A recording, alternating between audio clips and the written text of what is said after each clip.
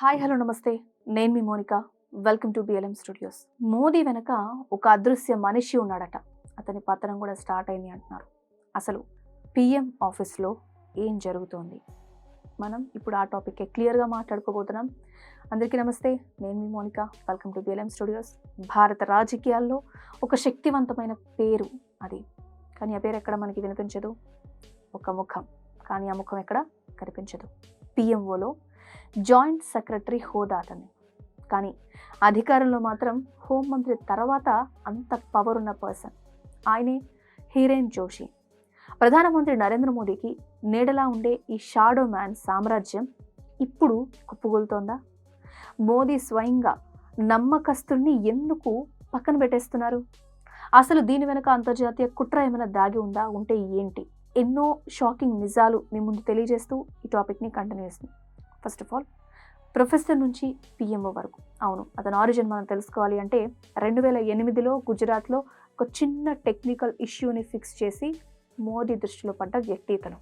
రాజస్థాన్లోని భిల్వారాలో ఒక సాధారణ టీచర్గా ఉన్న వ్యక్తి మోదీ యొక్క డిజిటల్ సామ్రాజ్యానికి అధిపతిలాగా ఎలా మారిపోయారు? కానీ మీకు తెలుసా, మోదీ యొక్క డిగ్రీ సర్టిఫికేట్ల వెనక ఉన్న అసలు మాస్టర్ మైండ్ కూడా ఇతనే అని? ఆ వాట్సాప్ మెసేజ్ల్లో ఏముంది? ఈ పాయింట్స్ అన్నీ ఇతనెవరు అని ఆసక్తి పెంచే అంశాలుగా ఉన్నాయి. ఇవన్నీ బయటకు వచ్చాయి. రిమోట్ కంట్రోల్ అని ఇతని గురించి చెప్తున్నారు. నేషనల్ మీడియా ఎడిటర్స్ జోషి పంపే ఆదేశాలు తీసుకుంటున్నారు. అంటే రాత్రి 9 గంటల డిబేట్లో ఏ టాపిక్ ఉండాలి, ఏ జర్నలిస్ట్ని తీసేయాలి, ఎవరికి ప్రమోషన్ ఇవ్వాలనే పాయింట్స్ అన్నీ కూడా ఒక్క వాట్సాప్ మెసేజ్తో డిసైడ్ అయ్యేవట.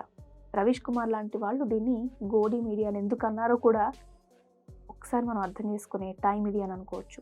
ఇవన్నీ చాలా సీక్రెట్ ఇన్ఫర్మేషన్స్. ఒకవేళ కనుక జోషి మాట వినకపోతే ఏమవుతుంది? ఒక ప్రముఖ జర్నలిస్ట్ కొడుకు మీద జరిగిన ప్రతీకారం వింటే ఖచ్చితంగా మీరు షాక్ అయిపోతారు. ఆపరేషన్ సింధూర్ ఇక్కడే పతనం మొదలైంది. మే 2025లో పాకిస్తాన్ దాడులు జరిగాయని మనకు తెలుసు. అంతేకాకుండా అక్కడ డొనాల్డ్ ట్రంప్ ఎంట్రీ కూడా ఉంది. అయితే చూస్తే ఈ పాయింట్ని, భారత్ దాడులు చేసినప్పుడు మీడియాలో కరాచీని గెలిచాం అని చాలా ఘోరంగా ప్రచారం చేయించడం వల్ల అంతర్జాతీయంగా భారత్ పరువు పోయినట్టే. మరి దీనికి తోడు ట్రంప్ ఏమంటున్నారు? నేనే శాంతిని తీసుకొచ్చా అని చెప్తున్నారు కదా.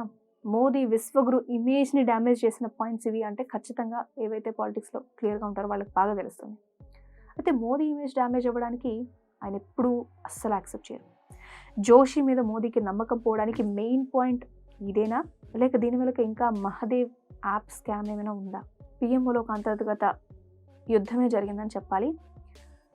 ప్రతీక్ తోషి ఎంట్రీ గురించి మనం మాట్లాడుకోవాలి. నిర్మలా సీతారామన్ అల్లుడు ప్రతీక్ తోషి, అతనికి మీడియా పగ్గాలు ఇచ్చారు అనే పాయింట్ ఉంది. పిఎంఓ లోపల ఇద్దరు దోషీల మధ్య యుద్ధం నడుస్తుంది అనే మాట నిజం. ఒకళ్ళ రహస్యాలు ఇంకొకరు బయట పెట్టుకుంటున్నారు. జోషిని గుజరాత్ పంపించేయాలి అని ప్లాన్ జరుగుతూ ఉండగానే ఒక పెద్ద లీక్ అనేది బయటకు వచ్చింది. జోషికి ఒక మిస్టరీ మహిళతో ఉన్న సంబంధం గురించి పార్లమెంట్లో ప్రియాంక గాంధీ అసలు ఎందుకు ప్రస్తావన చేశారు? కేవలం అది గాసిప్ మాత్రమేనా?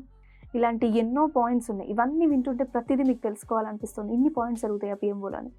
IT cell mastermind and big tech గురించి మనం మాట్లాడితే ఫేస్బుక్ అలియాస్ మెటా, ట్విట్టర్ల మీద కూడా జోషికి పట్టెంత ఉంది అంటే, బీజేపీ ఐటీ సెల్ అంటే కేవలం అమిత్ మాలవీయ మాత్రమే కాదు, దాని వెనక ఉన్న షార్ప్ బ్రెయిన్ హిరేన్ జోషిది అంటారు.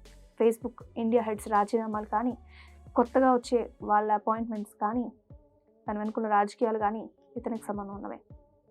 కానీ ఇప్పుడు ఈ డిజిటల్ చక్రవర్తికి సొంత సోషల్ మీడియాలోనే అపోజిషన్ స్టార్ట్ అయిపోయింది. హ్యాష్ ట్యాగ్స్ ఆయనకి చాలా వ్యతిరేకంగా మారిపోతున్నాయి. ఖచ్చితంగా ఇది ఒక ఎండ్ కార్డ్ పడడానికి ఇండికేషన్ లాంటిదా? పిఎంఓలో జరుగుతున్న అంతర్గత డిస్కషన్స్లో బయటకు వచ్చిన అంశాలు అన్నీ గమనించిన తర్వాత హిరేన్ జోషి ఒక అధికారి మాత్రమే కాదు, ఒక సామ్రాజ్యం అని చెప్పాలి. ఒక వ్యక్తి అంత శక్తిని సంపాదించుకున్నప్పుడు ఆ శక్తి అతన్ని ఎలా దెబ్బతీస్తుందో జోషి స్టోరీ క్లియర్గా తెలుసుకోవాలి అని చెప్తే ఎగ్జాంపుల్లా మిగిలిపోతారు. పిఎంఓలో అయితే చేంజెస్ స్టార్ట్ అయిపోయాయి.